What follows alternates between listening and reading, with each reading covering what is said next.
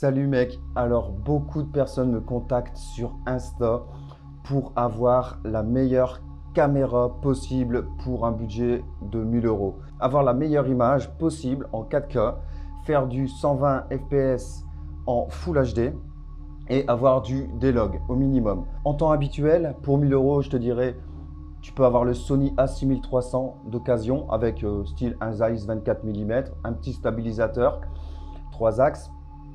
Mais bon, tu vas peut-être dépasser le budget de 1000 euros. Ou sinon le Fuji X-T30 qui est excellent en photo et en vidéo, de la vraie 4K, du 120 fps, du F-Log, donc tout ce qu'il faut aussi. Mais avec le stabilisateur et un 1855 f2.8, tu vas dépasser les 1000 euros.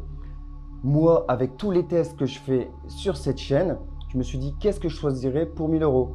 Mais je me rajoute en plus faire de la prise de vue aérienne. Donc, tu vas te dire, c'est pas possible puisque déjà, la caméra plus le stabilisateur et l'objectif, on dépasse les 1000 euros. Eh bien, regarde, c'est tout à fait possible avec le DJI, le Mavic 2 Pro. Caméra Hasselblad pour une restitution des couleurs nickel. Tu vois, là, je suis à f2.8, je suis en low light. Tu peux faire du vlog. Donc là, tu vois, je suis en mode vlog à l'intérieur, voir un peu la qualité de la caméra, voir si c'est possible de faire du vlog avec le drone. Je vais essayer de voir à l'extérieur ce que ça donne. Mais bon, après, le truc, ce serait qu'il faudrait qu'il y ait le téléphone. Il faudrait que j'ai le téléphone pour voir un peu ce que je filme parce que là, je filme au hasard. Je ne sais pas du tout si je suis bien cadré, hein. Mais ça peut être une solution, tu vois, de prendre le drone et puis, tu vois, avec un enregistreur externe, un micro-cravate, il y a moyen, tu vois, de faire quelque chose, quoi. La caméra, elle est stabilisée, donc c'est nickel. Franchement, avec le petit capteur Hasselblad, je pense qu'il y a moyen de faire quelque chose de bien. Bah allez, on va voir à l'extérieur pour voir ce que ça donne. Ça y est, là, je suis en mode extérieur. Bon, en plein soleil, j'ai pas de filtre ND. Donc, tu vois un peu ce que ça donne. Tu vois, il y a moyen, tu vois, de faire du vlog un peu partout avec le drone. Donc, franchement, c'est canon. Donc, tu peux faire aussi du Full HD en 120 fps. Donc, c'est parfait. Tu as du D-Log. Et pour l'étalonnage, c'est parfait. Elle fait du 10 bits.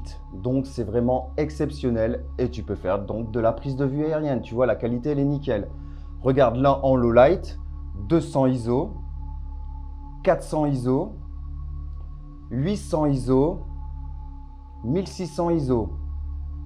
Tu vois, donc en low light, tu peux faire des super plans. Donc c'est stabilisé, tu vois, tu peux la prendre à la main et tourner à la main. Tu peux faire des prises de vue aériennes, tu peux faire du ralenti et le son, bien sûr, avec un petit micro-cravate et un enregistreur externe. Donc, pour moi, pour 1000 euros, ce serait voilà, la caméra que j'achète direct. Si j'avais qu'un choix à faire et que j'avais que 1000 euros en poche, voilà, un drone, tu prends le Mavic 2 Pro parce que bah voilà, niveau qualité, c'est vraiment exceptionnel. Le truc, c'est qu'il faut que tu déclares ton drone, il faut que tu fasses le test aussi sur Alpha Tango. Bon, je ne vais pas rentrer dans les détails. Si tu connais, c'est bien. Si tu ne connais pas, bah, va te renseigner. Mais franchement, ça vaut le coup pour 1000 euros. As vraiment, bah, tu peux faire tous les plans que tu veux. Tu peux faire vraiment du plan cinématique. Donc franchement, tu peux faire ce que tu veux, du vlog, du clip. Rien qu'avec cette caméra-là, tout est possible. Donc moi, ce serait mon choix. Et toi, qu'est-ce que tu ferais comme choix si tu avais 1000 euros? Est-ce que comme moi, tu ferais ce style de choix ou tu resterais, tu vois, sur un Fuji X-T30, Sony A6300, peut-être du Panasonic G80, GH4? Donc je sais pas. Mais franchement, comme ça, regardez tous les commentaires, parce que ça, c'est mon point de vue. Donnez tous votre avis. Comme ça, au moins, les gens, ils pourront regarder les commentaires et puis faire leur choix aussi. Donc franchement, si tu as des questions, comme d'hab, Instagram, tu me poses tes questions et je te réponds dès que je peux. Allez, salut, à la prochaine.